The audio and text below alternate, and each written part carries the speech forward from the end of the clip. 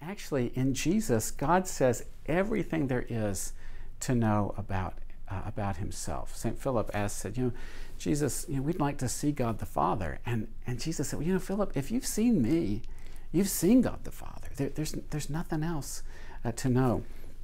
And so God continues this revelation.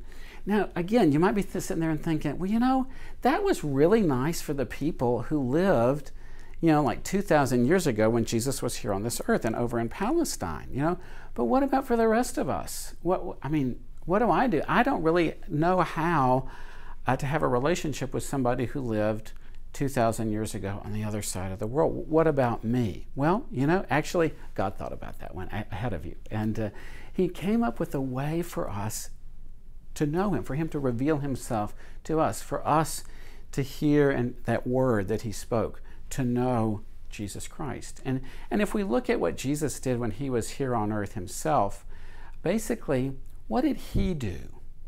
Well, he gathered disciples. And in particular, he gathered the 12, those that we have come to know as the apostles. And he spent a lot of time with them. And he taught them. And he prayed with them. And he gave them power and authority to do certain things. Like at the Last Supper, he said to them, this is my body, this is the cup of my blood. You do this in remembrance of me. After his resurrection, he said to the same 12, he breathed on them and he said, receive the Holy Spirit. Those whose sins you forgive are forgiven. And those whose sins you retain are retained.